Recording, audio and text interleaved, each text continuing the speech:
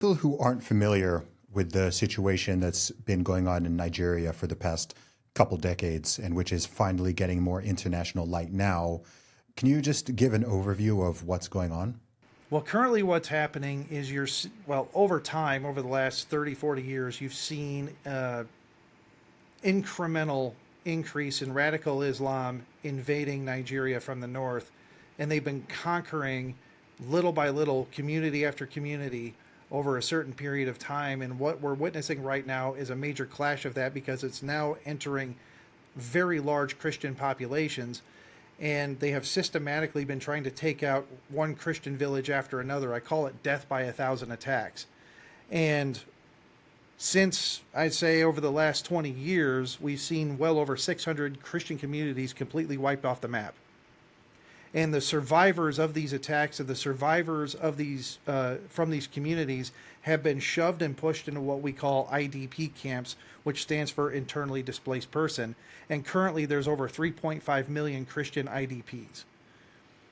And as far as the killing statistics are concerned, 7,000 Christians have been killed since January 2025 alone.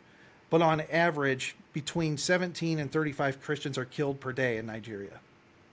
Wow. And who is it that's doing the killing? The main perpetrators of the killing are the Fulani ethnic militia. This is a tribe that's not indigenous to Nigeria, but they have been slowly moving in from the north, from Chad, Niger, all over the Sahel, and they have set their eyes and focus on Nigeria. And they have the goal of turning Nigeria into a caliphate.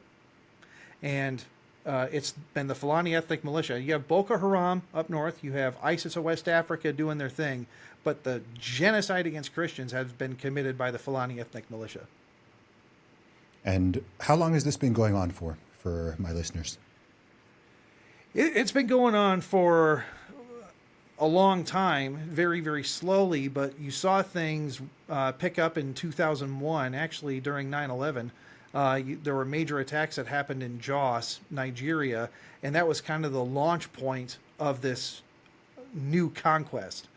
And then over time, especially under the last three presidential terms here in Nigeria, where we've had a Muslim president for the last three terms in Nigeria, and you saw the attacks rapidly increase because they've gotten more political cover and more military cover, allowing the terrorists to commit these attacks.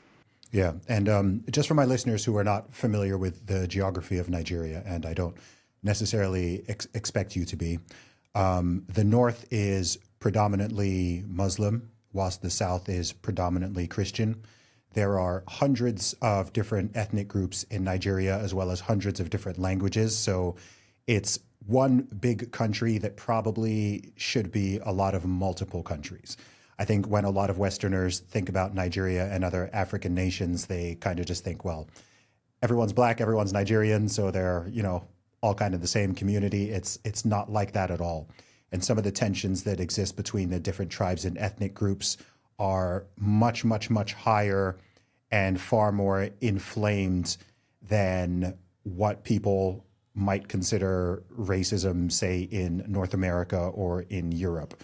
So despite people, on a surface level, perhaps looking similar to an outsider, there is a lot of tension, and there has been for many, many decades, if not centuries.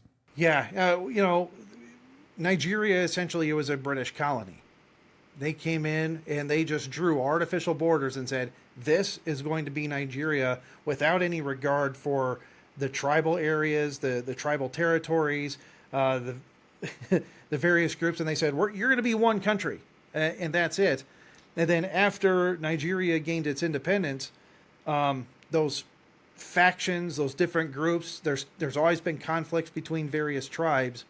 But what Nigeria is facing overall is an invading tribe from the north that doesn't care about the other tribal territories. They want to take over Nigeria for themselves.